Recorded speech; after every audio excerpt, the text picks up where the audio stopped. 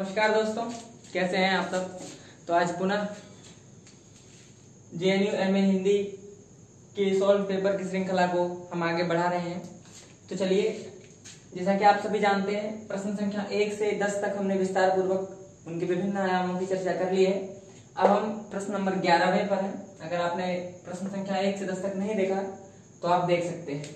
तो प्रश्न 11 पे चलते हैं कि खंजन नयन उपन्यास, जी हाँ, खंजन नयन उपन्यास किस कवि के जीवन पर केंद्रित है।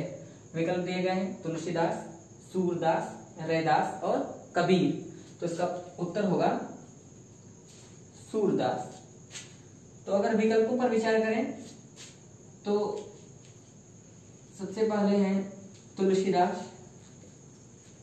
हालांकि तुलसीदास जी के बारे में हमने पहले भी विस्तार से चर्चा की है, तो एक बार पुनरावृत्ति यहाँ अवश्य कर लेंगे कि तुलसीदास का जन्म 1532 ईस्वी में हुआ और इनकी मृत्यु 1623 ईस्वी में हो गई। 1532 ईस्वी में इनका जन्म हुआ और 1623 ईस्वी में इनकी मृत्यु हो गई। तुलसीदास को आचार्य हजारी प्रसाद द्विवेदी ने लोक नायक कहा है। जी हाँ, आचार्य हजारी प्रसाद द्विवेदी ने तुलसीदास को लोक नायक कहा है और आचार्य रामचंद्र शुक्ल ने इनको भारतीय जनता का प्रतिनिधि कवि कहा है। भारतीय जनता का प्रतिनिधि कवि कहा है।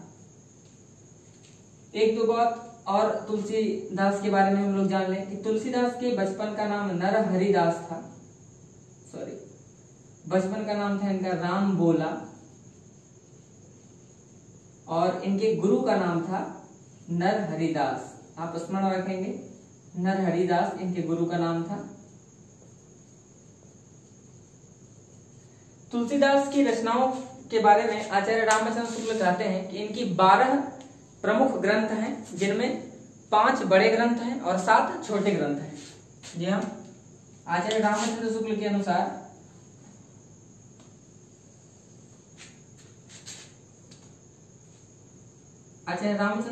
अनुसार इनके 5 ग्रंथ हैं, बड़े ग्रंथ हैं और 7 छोटे ग्रंथ हैं। जी हाँ,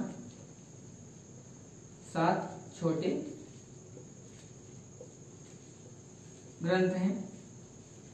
तो 5 बड़े ग्रंथों में सबसे पहला आप सभी जानते हैं रामचरितमानस। दूसरा प्रमुख ग्रंथ है इनकी विनय पत्रिका।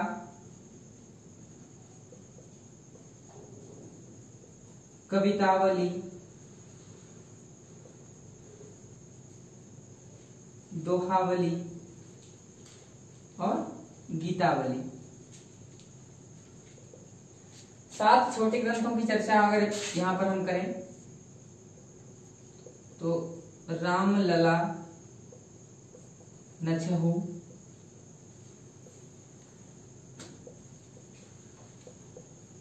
रामाज्ञा प्रश्नावली, वैराग्य संदीपनी,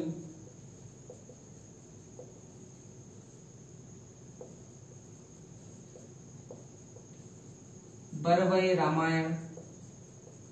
परीक्षा के दृष्टिकोण से बरवय रामायण महत्वपूर्ण हो जाएगा। कृष्ण गीतावली,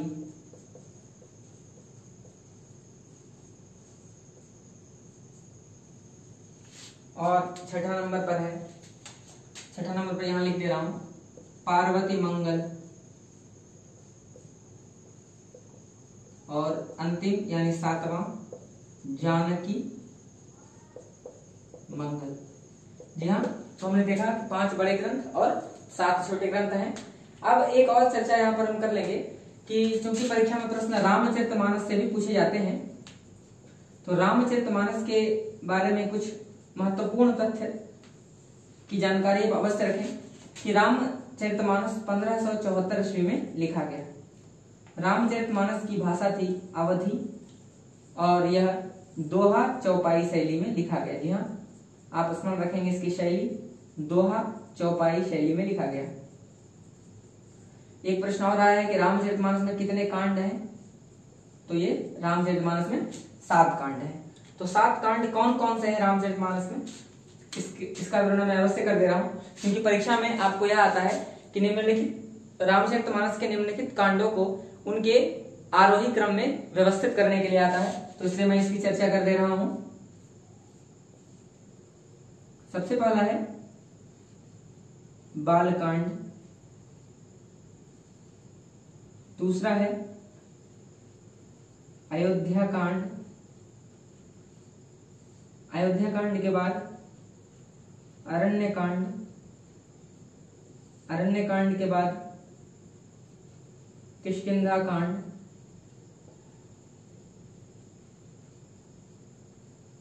किष्किंधा कांड के बाद सुंदरकांड, सुंदरकांड के पश्चात लंका कांड, और लंका कांड के पश्चात जी हाँ उत्तरकांड।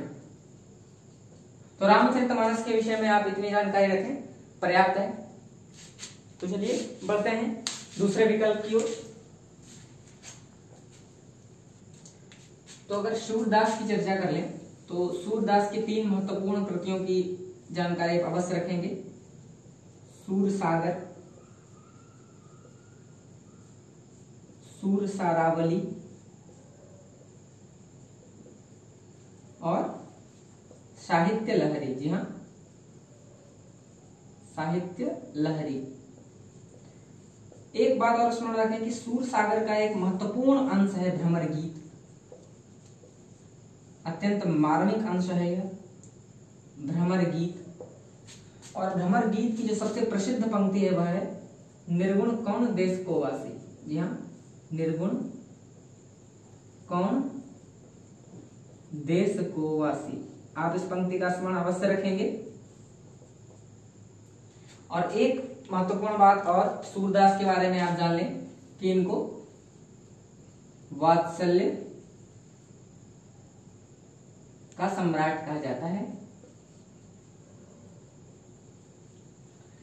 रैदास जी के बारे में अगर हम चर्चा करें तो रैदास जी की 2 प्रमुख पंक्ति आप स्मरण रखें। सबसे पहली पंक्ति है, आपने अवश्य सुना होगा, मन चंगा तो कठौती में गंगा। जी हाँ, मन चंगा तो कठौती में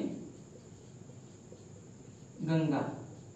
और दूसरा पद जो इनका है वह है प्रभु जी तुम चंदन हम पानी। जी हाँ, प्रभु जी तुम चंदन हम पानी। तो सूरदास की 3 रचनाएं सूरसागर, सूरसारावली और साहित्य लहरी। सूरसागर का अंश भ्रमर गीत है और इसकी प्रसिद्ध पंक्ति है निर्गुण कौन देश को वासी। और सूरदास को वात्सल्य का सम्राट भी कहते हैं। रैदास की चर्चा हमने कर ली। अब विकल्प डी में कबीर बचे हैं, कबीर की चर्चा हम कर लेते हैं। तो आप चलते हैं कबीर के पास। बहुत महत्वपूर्ण कवि है कबीर। तो कबीर का जन्म 1398 ईस्वी में हुआ, इसका स्मरण आप रखेंगे अवश्य। कबीर से संबंधित 2 ग्रंथ हैं। सबसे पहला तो बीजक है और बीजक के 3 भागों में बांटा गया है, साखी,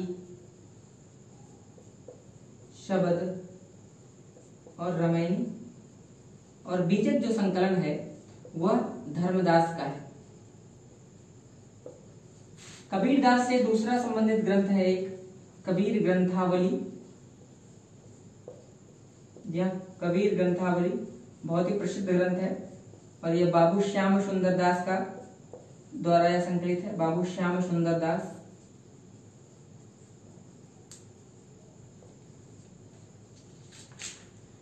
कबीर की कुछ प्रसिद्ध पंक्तियों की अगर हम चर्चा कर लें तो सबसे प्रसिद्ध पंक्ति इनकी है, मसी कागज छुयो नहीं कलम गुयो नहीं हाथ। जी हाँ, मसी कागज छुयो नहीं कलम गुयो नहीं हाथ। दूसरी पंक्ति अगर इनका स्मरण रखना चाहें तो है, अवधु गगन मंडल घर की जो। अवधु गगन मंडल घर की जो। तीसरी पंक्ति इनका स्मरण आप रखना चाहें, दुल्हनी गावहु मंगलाचार। जी हाँ, दुल्हनी गावहु मंगलाचार। तो चलिए बढ़ते हैं आप अगले प्रश्न की ओर। तो 12वां प्रश्न है कि दिनमान के संपादक कौन थे? विकल्प दिए गए हैं राजेंद्र यादव, अमृतलाल नागर, रघुवीर सहाय और राजेंद्र अवस्थी। तो इसका सही उत्तर होगा रघुवीर सहाय। तो विकल्पों पर थोड़ा गौर कर लें तो सबसे पहला विकल्प राजेंद्र यादव जी हैं और नई कहानी का सूत्रपात किया था इन्होंने।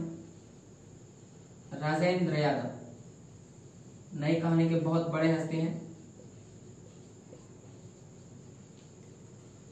और हंस पत्रिका का संपादकत्व किया था इन्होंने। इनकी कुछ रचनाओं का जिक्र अगर हम यहां करें तो एक रचना है इनकी जहां लक्ष्मी कैद है। जहां लक्ष्मी कैद है। एक इनकी रचना है सारा आकाश।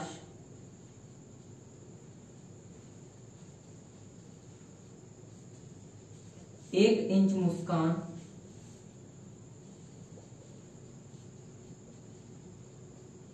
और शह और मात। ये 4 इनकी प्रमुख कृति मानी जाती है। जी हाँ, राजेंद्र यादव नई कहानी के बहुत बड़े हस्ती हैं। तो सबसे पहला इनका जहां लक्ष्मी कैद है, सारा आकाश, एक इंच मुस्कान और शाह और मात। इस बात का स्मरण रखें कि एक इंच मुस्कान जो है इसमें इन्होंने मन्नू भंडारी का भी साथ लिया था, क्योंकि मन्नू भंडारी जो है इनकी धर्मपत्नी भी रही है। ठीक है, आप इस बात का स्मरण रखेंगे। विकल्प बी पर अगर हम चर्चा करना चाहें तो अमृतलाल नागर की प्रमुख रचनाओं पर हम गौर करें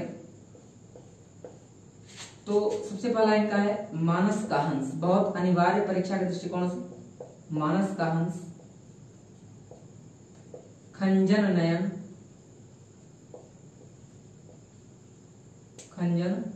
नयन, बूंद और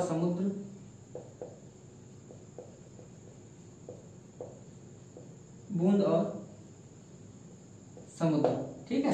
तो इनकी 3 रचनाएं महत्वपूर्ण है, मानस का हंस, खंजन नयन और बूंद और समुद्र। चलिए चलते हैं रघुवीर सहाय के पास। तो रघुवीर सहाय जी की कुछ कृतियों की चर्चा अगर हम यहां कर लें तो इनकी एक बहुत प्रसिद्ध कृति है सीढ़ियों पर धूप में। जी हाँ, सीढ़ियों पर धूप में। एक इनकी कृति है हंसो हंसो जल्दी हंसो। जी हाँ, हंसो हंसो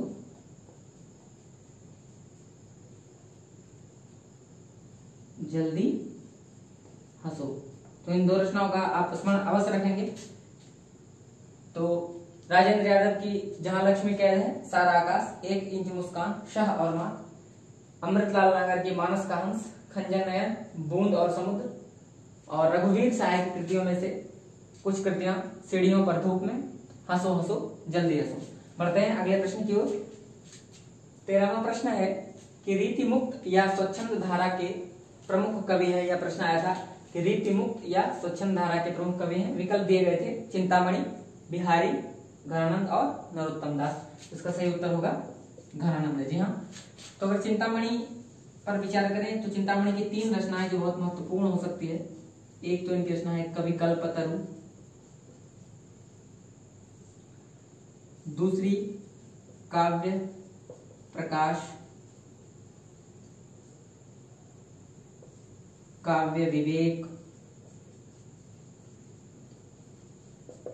और एक रचना और स्मरण कर सकते हैं आप श्रृंगार मंजरी। जी हाँ, श्रृंगार मंजरी। परंतु परीक्षा के दृष्टिकोण से कवि कल्पतरु अनिवार्य है, आपको स्मरण रखना चाहिए। बिहारी की अगर बात करें तो रीति सिद्ध धारा के इकलौते कवि और इनकी रचना सतसई, बिहारी सतसई। और आपने अवश्य सुना होगा सतसैया के दोहरे, ज्यो नावक के तीर, देखन में छोटन लगे घाव कर गंभीर। तो बिहारी की यह पंक्ति है, बहुत प्रसिद्ध पंक्ति, हम लोकोक्ति के रूप में भी इसको यूज करते हैं। घनानंद के बारे में मैंने पहले चर्चा की थी कि घनानंद रीतिमुक्त, जैसा कि प्रश्न ही पूछा गया है कि रीतिमुक्त धारा के थे, घाणंद मीर मुंशी थे किसके दरबार में? मोहम्मद शाह रंगीला के दरबार में मीर मुंशी पर थे, और उनको उनके दरबार में एक सुजान नामक वेश्या से प्रेम था, और उसी के विरह में इन्होंने सुजान सागर इनकी कृति है, और इनकी एक प्रसिद्ध पंक्ति जो आप अवश्य याद रखें, अति सूधो स्नेह को मारग है। जी हाँ, अति सूधो स्नेह को मारग है।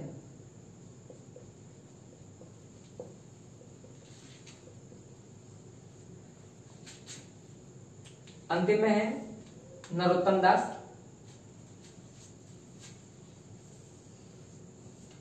नरोत्तम दास उतने अनिवार्य नहीं है आपकी परीक्षा के दृष्टिकोण से, तो इनकी एक रचना है वह है सुदामा चरित। जी हाँ, सुदामा चरित, परंतु उतने महत्वपूर्ण नहीं। महत्वपूर्ण है बिहारी जो रीति सिद्ध और सत्सई के रचयिता हैं। तो चलिए बढ़ते हैं अगले प्रश्न की ओर। 14वां प्रश्न है कि मीराबाई की रचना की भाषा है, यह प्रश्न आया था, और विकल्प है राजस्थानी मिश्रित ब्रज भाषा, राजस्थानी मिश्रित अवधी, राजस्थानी मिश्रित खड़ी बोली और राजस्थानी मिश्रित बुंदेलखंडी। तो उत्तर होगा राजस्थानी मिश्रित ब्रज भाषा। मीराबाई के बारे में आप एक महत्वपूर्ण बात जान लीजिए कि माधुर्य भाव की कवित्री है ये, और इनकी एक प्रसिद्ध रचना है नरसी जी का मायरा। जी हाँ, नरसी जी का मायरा, और इनकी एक प्रसिद्ध पंक्ति का स्मरण रखें आप, बसो मेरे नैनंद में नंदलाल। जी हाँ, बसो मेरे नैनंद में नंदलाल। ठीक है, चलिए बढ़ते हैं अगले प्रश्न की ओर। तो अंतिम प्रश्न है आज के सत्र का, सूरदास को किस रस का सम्राट कहा जाता है? बहुत ही इजी प्रश्न आया था। तो विकल्प दिए गए हैं करुण, प्रेम, शांत और वात्सल्य। तो इसका उत्तर होगा, जी हाँ, आप सभी जानते होंगे, वात्सल्य। सूरदास की चर्चा हमने पहले कई बार विस्तार से कर ली है कि इनको 3 रचनाओं का आप स्मरण रखें, सूर सागर, सूर सारावली और साहित्य लहरी। जी हाँ, और सूर सागर की भ्रमर गीत इसका बहुत महत्वपूर्ण अंश है, और इसकी एक महत्वपूर्ण पंक्ति, निर्गुण कौन देश को वासी। जी हाँ, निर्गुण कौन देश को वासी। चलिए आज के सत्र के लिए इतना ही। शुभकामनाओं के साथ धन्यवाद।